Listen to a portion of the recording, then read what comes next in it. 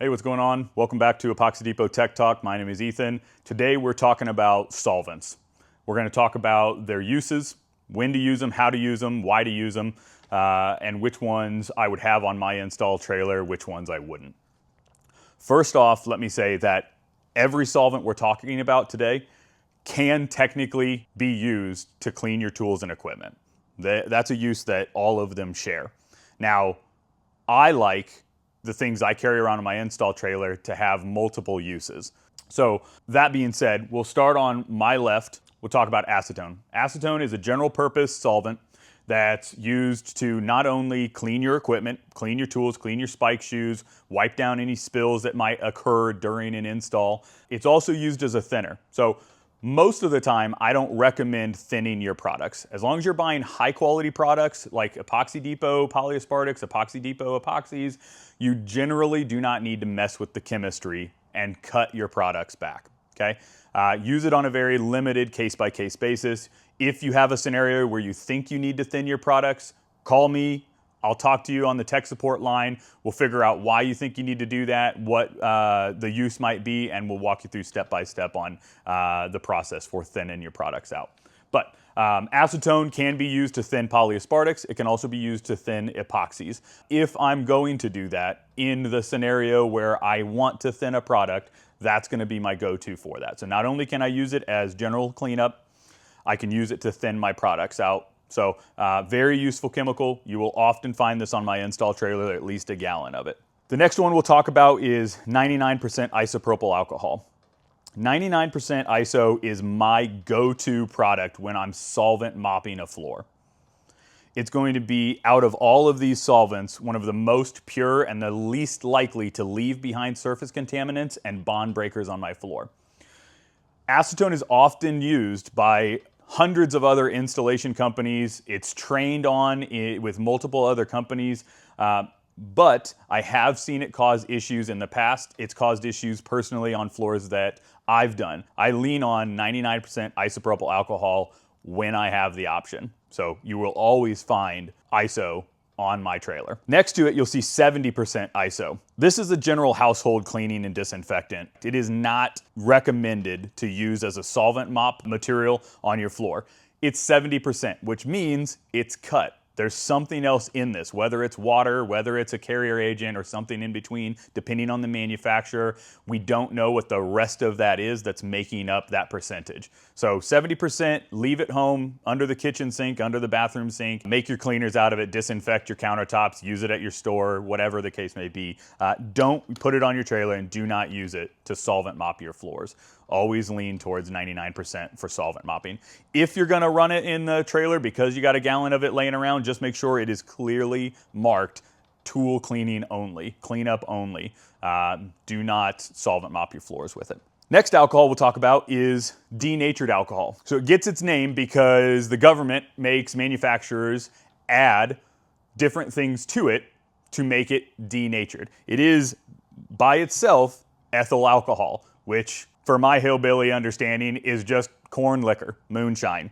They add that to it. They add bittering agents. They add things that make the sensation to drink it unpleasant so that people avoid drinking it. Again, it is a general purpose cleanup alcohol. It can be used interchangeably with 70%. Generally, you'll see this one is labeled fuel. A lot of times where you'll come across it is camping stores because it's used in camp stoves and cook stoves. Usually you won't find denatured alcohol on my trailer. These other solvents do as good of a job on cleanup. Denatured is generally a little bit more affordable than some of these, so if you are trying to save every penny using it as a cleanup for all your tools and equipment, you can. But again, I recommend marking it very clearly to not use this on the floor to do a solvent mop, even in a pinch. If this is all you have on your trailer, you forgot to run to the store, you forgot to buy your acetone or your isopropyl alcohol the day before a job, stop the job, go get a proper material to solvent mop your floor. Do not lean on a product like this to do that. It will only cause hate and discontent and issues on that floor. The last one on the table we'll talk about is Xylene.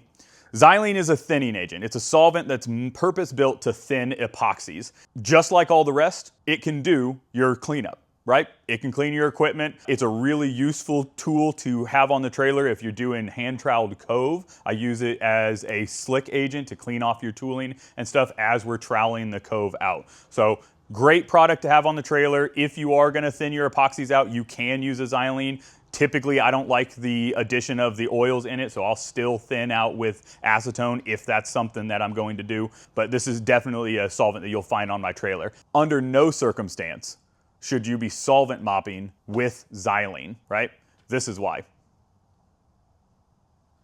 You'll cause contamination on your floor. You'll leave behind those oils, it won't flash off like you think it will, and it will cause surface contamination. It will cause huge issues on your floor, and you want to avoid that at all costs. A solvent that's absent from this table that you might come across during your epoxy installation career is one called MEK, methyl ethyl ketone. It's a specialty solvent similar to Xylene used to thin some types of specialty epoxies. So you may come across it. If you do, now you know. Last thing we'll talk about is the microfiber mops and microfiber pads. Obviously, you're going to find those on any installer's trailer if they're doing solvent mops between layers, which you should be doing to remove contaminants before you proceed onto your next pour. The little tip I'll put out there for the microfiber mops is, yes, you can absolutely wash those pads and reuse them. The problem is they're $6.50, $7 a pad. You're money ahead throwing away a used pad and getting a new one in between solvent mops. Whatever you wash these with at home, whether they're garage rags, kitchen rags, anything in between, we don't want the oils from whatever those rags were used to clean and contaminate these. I don't know the detergents you're using at home. I don't know the fabric softeners that might be incorporated into your laundry. You're much better off avoiding contamination with one of these pads by just replacing it with a brand new one before you lay your next flood coat of material. Application of solvents is pretty simple. I run a acetone safe pressurized sprayer, a solvent sprayer like this. We'll take our microfiber pad, our microfiber mop, pressurize this with our solvent of choice, hopefully 99% isopropyl alcohol.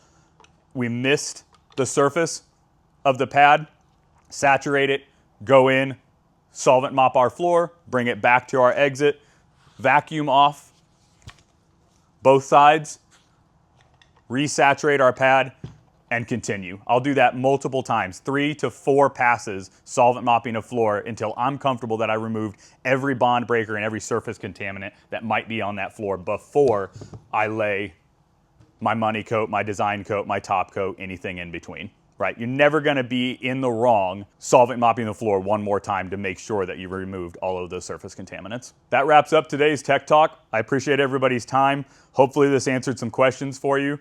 If not, reach out to me on the tech support line and I'll be happy to go into further detail. Thank you.